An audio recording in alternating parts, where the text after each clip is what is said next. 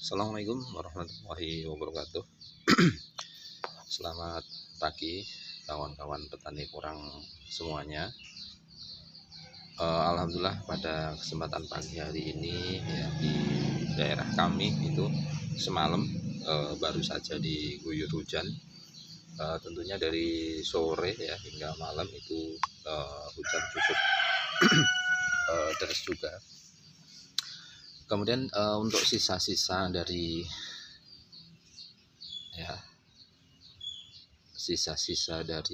rintik-rintik air hujan pun masih terlihat, kawan. Ini adalah tanaman porang yang mana adalah tanaman yang dia tumbuhnya agak terlambat dikarenakan fase hidup dari tanaman porang itu tidak sesuai dengan teman-temannya, kawan. Barangkali ada yang bertanya kenapa ya di bulan Juni semacam ini tanaman porang kok malah tumbuh ya. Ini tentunya adalah berkaitan dari keterlambatan dia tumbuh pada musim lalu, kawan. Ini awalnya adalah dari bibit umbi kisaran isi sekitar 1,5 on ya, beratnya 1,5 on. Ini kemarin dia tumbuh akan tapi mengalami keterlambatan. Nah, keterlambatan yang dimaksud adalah ketika pada musim tanam kemarin dia belum bertunas, kawan. Kita letakkan di di atas dari polybag itu dia tidak muncul tunas, tidak seperti ini. Kalau ini sudah mulai muncul tunas ya, tentunya kalau ini ditanam pun sebentar lagi dia akan tumbuh.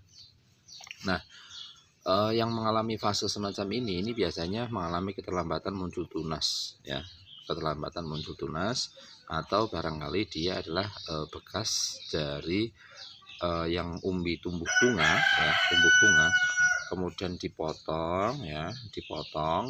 Nah, kemudian tidak segera muncul tunas, akhirnya muncul tunasnya saat ini, kawan. Nah, ini beberapa tanaman kami pun ada yang hari ini ya masih tumbuh atau bahkan mulai tumbuh. Salah satunya ini yang gede. Kemudian yang di lahan pun ada beberapa ya yang saat ini sudah tumbuh mekar. Nah, kemudian ini, kawan, ini adalah tanaman krokot ya. Krokot bagi kawan-kawan yang pecinta pupuk organik tentunya krokot tahu ya. Ini krokot karena krokot ini sendiri adalah tanaman yang bisa diekstrak ya, kemudian bisa dibuat untuk pupuk organik cair, yang mana ya kalau orang-orang dulu ini krokot ya dimanfaatkan untuk sayur, kawan ya. Ini daun-daunnya ini dimasak untuk dimakan bisa. Karena orang-orang dulu kan suka dengan hal-hal yang alamiah. Nah, untuk anak-anak sekarang, orang-orang sekarang ya tentunya krokot kurang begitu disukai. Lah, krokot ini kandungannya utamanya apa ya?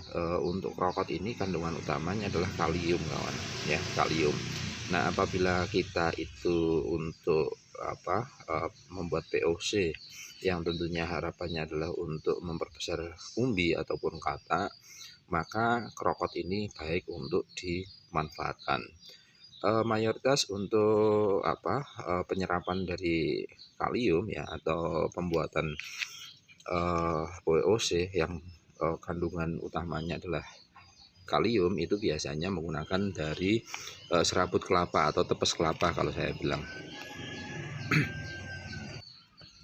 Nah, tentunya selain dari serabut kelapa, ini krokot juga bisa dimanfaatkan untuk pembuatan POC cair, atau barangkali dikolaborasikan dengan serabut kelapa tadi ya. Ini diiris halus-halus ya, kemudian dimasukkan ke dalam wadah yang digunakan untuk penampungan POC. Nah, kemudian ini, kawan ya, ini juga adalah umbi yang dulu adalah bekas dari biji yang tumbuh bunga. Ini adalah ya, mohon maaf tadi ada telepon masuk ya, tentunya mengganggu. Lanjutkan lagi. Karena tadi setelan HP belum kita mode pesawat ya. Biasanya kalau kita melakukan proses perekaman semacam ini, kita mode pesawat dulu agar tentunya adalah kegiatan satu perekaman selesai. Nah ini adalah umbi yang dulu adalah tumbuh bunga ya, tumbuh bunga yang mana dulu kita potong dan tidak langsung tumbuh tunas. Nah, alhasil pada bulan Juni, tepatnya ini adalah tanggal 16 Juni 2021, umbi ini mulai bertunas, kawan. Umbi ini mulai bertunas. Kadangkala ada pertanyaan juga, kalau hal yang sudah bertunas semacam itu, apa yang harus kita lakukan ya? Apa yang harus kita lakukan? Kalau saya sih tanam ya, kalau saya tanam, cuma dengan catatan yang kita tanam itu adalah tidak sebanyak ya, tidak sebanyak. Contoh, kalau kita punya biji katak pun yang sudah mulai bertunas, kalau itu jumlahnya tidak terlalu banyak ya kita tanam ya. Kita tanam ya, siapkan lahan yang dekat dengan rumah, kemudian kita gemburkan. Nah itu nanti kita tanam rapat saja, yang penting dia hidup. Atau barangkali opsi yang kedua ditanam di polybag ya. Opsi yang kedua ditanam di polybag. Nah kemudian umbi ini pun juga mulai bertunas ya. Umbi ini juga mulai bertunas. Umbi-umbi yang ada di sekitaran pekarangan ini tentunya adalah kalau kawan-kawan yang memperhatikan video kami, itu ada tanaman yang kita tanam dulu adalah di bulan Juli akhir atau di awal Agustus ya. Kemudian di bulan Februari kemarin sudah mengalami masa dorman. Nah, umbi ini salah satunya adalah hasil dari biji katak ya, biji katak yang sudah kita letakkan, kita angin-anginkan di daerah sini. Alhasil ini sudah mulai tumbuh tunas. Nah, kemudian beberapa lagi ya, ini juga hampir mulai tumbuh tunas. Kalau ini diperhatikan, kita ini buka, ini juga mulai tumbuh tunas ya. Ini kalau ditunggu sekitar 1 bulan lagi tunasnya akan nampak. Nah ini mulai nampak, kelihatan tunasnya. Kemudian ada beberapa lagi yang ini adalah nanti tumbuh tunasnya agak banyak, kawan ya, terutama disebabkan karena pada bagian yang tumbuhnya tunas ini mengalami kerusakan, maka tunasnya akan muncul di bagian area sebelah-sebelahnya ya. Ini contoh misalnya tunas, ini tunas, ini tunas, tetapi tidak semua yang ini bakal calon tunas ini akan menjadi tanaman. Karena nanti yang bertahan itu adalah tunas yang cukup besar saja, yang nanti akan tumbuh menjadi tanaman. Kemudian yang ini ya, ini juga sudah tumbuh tunas, kawan ya. Ini juga sudah tumbuh tunas, malah ini sudah nampak kelihatan sekali tunasnya. Ini juga adalah tanaman-tanaman yang dulu kita tanam di bulan akhir Juli atau awal Agustus, yang mana sudah mengalami masa dorman ya, kemudian sudah terkarantina kurang lebih kalau dihitung adalah Februari ya, Maret, April, Mei, Juni ya, atau barangkali Februarinya kita, karena dia dormannya di Februari, berarti kita hitung Maret, April, Mei, Juni ya, sudah kisaran 4 bulan lah.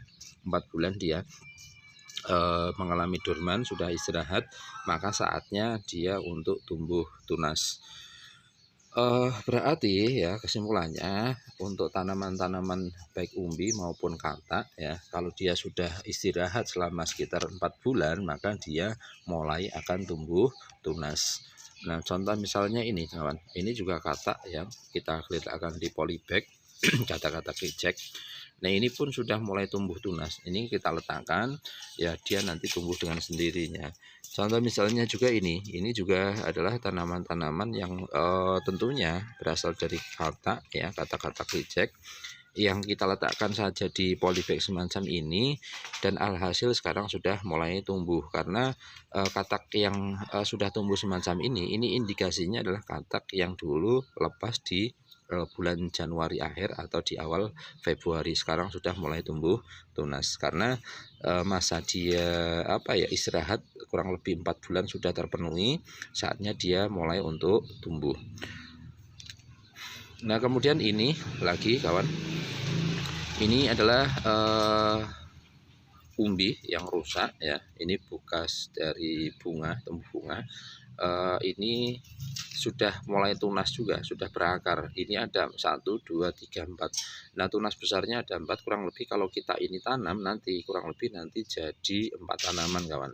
Ini akan jadi 4 tanaman. Apakah nanti akan jadi 4 umbi? Iya, bisa jadi adalah nanti juga jadi 4 umbi. Nah, kemudian ini juga sudah mulai bertunas, ini bekas bunga ya.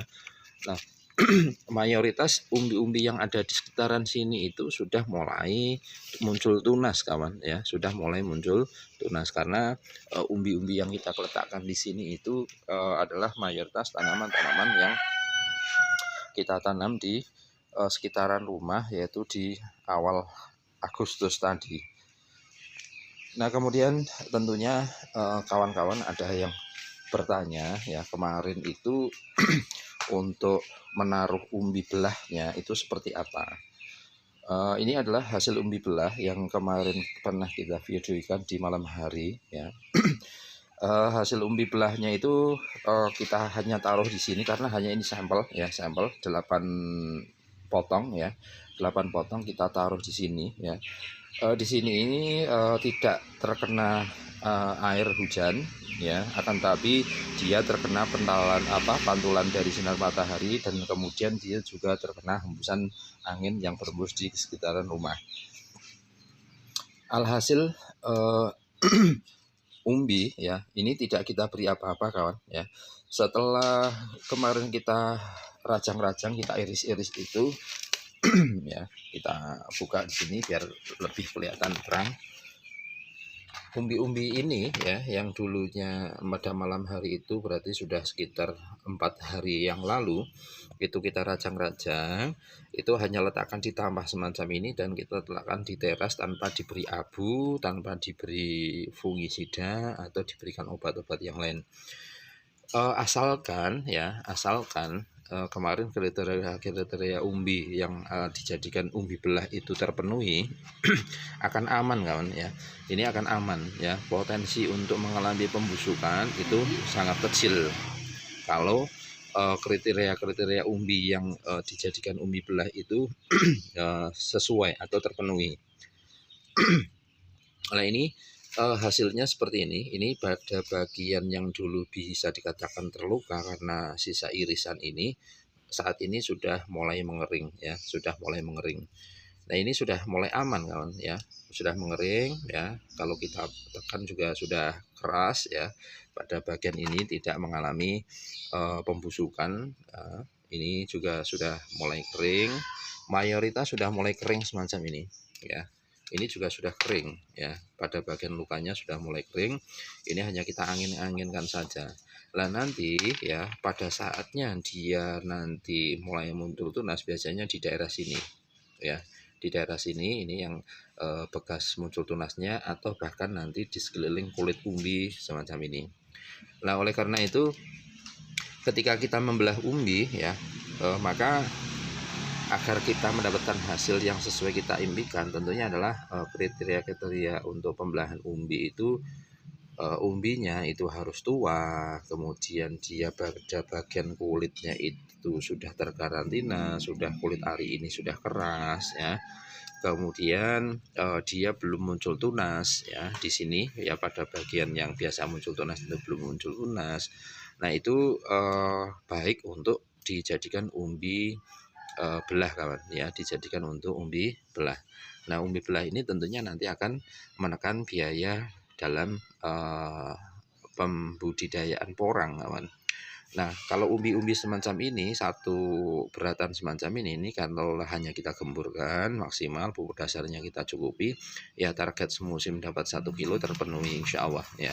Insya Allah tentunya kita hanya dapat berusaha ya, apa yang disukai oleh tanaman porang ini toh masalah hasil nanti mau kecil mau besar ya itu urusan dari yang membesarkan umbi yaitu Allah Subhanahu wa taala. Tetapi biasanya secara teori kalau kita tanamnya umbi sebesar ini insya Allah sekilo dapat ya. Sekilo juga dapat. Nah, oleh karena itu ketika ini kemarin satu iris itu harganya kurang lebih dikalkulasi 1.250. Nah, kemudian biaya tanam, perawatan dan macam-macam adalah Rp1.000, maka tentunya total biaya perawatan dan biaya pembelian bibit semacam ini kurang lebih adalah 1.250. Seandainya harga umbi di pasaran sekilo adalah 7.000, tentunya masih ada keuntungan kurang lebih 4.750 per tanaman, belum lagi katak yang dihasilkan belum terhitung. Nah, oleh karena itu pilihan itu ada di diri kawan-kawan semua, kiranya akan menggunakan kata mini, kata besar, kata sedang, terus umbi utuh, umbi belah, ataupun jenis bibit yang lainnya itu adalah suka-suka dari petani. Yang penting gini, kalau menurut saya ketika ya ada kawan itu baru akan coba tanaman porang, maka cobalah dengan hal-hal yang resikonya sangat kecil ya, resikonya sangat kecil ya. Contoh misalnya tanamnya di katak ya, kataknya pun jangan terlalu kecil ya, kalau bisa yang besar atau medium lah, itu juga mengurangi dari tingkat resiko. Lah kecuali kalau kawan-kawan itu sudah terbiasa tanam porang ya, sudah terbiasa tanam porang, paling tidak sudah punya pengalaman menanam porang, menangani umbi bagaimana, maka mau tanam dari bibit apapun ya dipersilahkan. Ibaratnya gini, kita itu kalau belajar naik sepeda ya, naik sepeda motor ya, hal dasar yang harus kita lakukan adalah demi menjaga keselamatan kita, yaitu jangan sampai jatuh ya. Naiknya ya standar-standar saja, ndak usah ngebut ya. Kemudian kita cari jalannya yang tidak terlalu ramai, yang tidak banyak tikungannya, yang tidak banyak tanjakannya dan turunannya, yang sekiranya minim resiko. Nah, kemudian nanti kalau sudah lincah naik motor, mau jembeng ya kan, mau ngebut, itu juga hal yang dipersilahkan monggo. Tetapi tentunya naik motor yang ngebut ya, walaupun sudah ahli ya, dengan naik motor yang santai, tentu secara akal kita adalah resikonya tentu tinggi yang ngebut kawan ya. Kalau naik motornya nyantai, seandainya jatuh pun ya hanya jatuh luka ringan ya. Seandainya ngebut ya, kalau jatuh ya tentunya bisa fatal. Itu walaupun sekelas pembalap motor GP pun semacam itu, kalau mereka terlalu ngebut ya di jalanan raya ya, walaupun mereka sudah menggunakan safety yang semacam itu, tapi juga ada resiko yang sangat tinggi. Terlebih adalah untuk kawan-kawan yang tidak ada safety, pakaian, helm ya, atau perlengkapan untuk touring ya, itu resikonya juga malah sangat tinggi. Nah, sama halnya dengan budidaya porang. Maka ketika kita itu baru mencoba, terus skill yang kita miliki dalam budidaya porang itu masih tahap dasar, maka carilah hal-hal yang aman terlebih dahulu agar tentunya kita tidak mengalami kerugian dalam budidaya porang. Ya, demikian dulu kawan yang dapat kita sampaikan. Semoga tayangan video ini bermanfaat, bahwa ketika kita mengiris umbi porang, alhasil bagus ya. Kemudian kapan timing untuk mengiris umbi porang, kalau menurut saya adalah nanti di bulan Juli ya, ataupun awal Agustus. Harapannya apa? Musim hujan sudah selesai ya, tidak ada hujan, karena kalau umbi ini sudah dibelah kemudian terkena tetes air, maka biasanya umbi ini akan mengalami pembusukan. Nah, kalau ini hanya diangin-anginkan pada musim kemarau, tidak terkena tetesan air, maka biasanya akan lebih aman. Nah, awal Agustus ini atau bulan Juli ini timing yang tepat dalam pembelahan umbi untuk areal Jawa kawan, areal Jawa, karena umbi yang kita belah biasanya juga berasal dari Jawa. Areal Jawa itu di bulan Juli ya, atau di bulan Mei itu umbi sudah dorman. Kemudian ada bulan Juli ya, ini adalah memaksimalkan dorman ya umbi tersebut, sehingga umbi tersebut benar-benar baik untuk dibelah. Nah kemudian ketika kita belahnya terlalu dekat dengan musim tanam, maka dia tumbuhnya juga akan terlambat. Maka kita belahnya di bulan Agustus ataupun Juli, harapannya nanti di bulan akhir September atau awal Oktober sudah mulai tumbuh tunas, sehingga ketika kita benamkan ke lahan langsung tumbuh akar dan dia tumbuh batang tanaman porang. Itu saja yang dapat saya sampaikan kawan. Semoga tayangan video ini bermanfaat ya. Tiada lain, saya adalah manusia. Apabila ada hal yang disampaikan kurang tepat, mohon untuk maafkan ya, mohon untuk dimaafkan. Nah kemudian terima kasih yang sudah like ya, kemudian subscribe, kemudian share video-video yang ada di dalam channel ini, tentunya terima kasih. Selamat pagi, selamat beraktivitas. Assalamualaikum warahmatullahi wabarakatuh.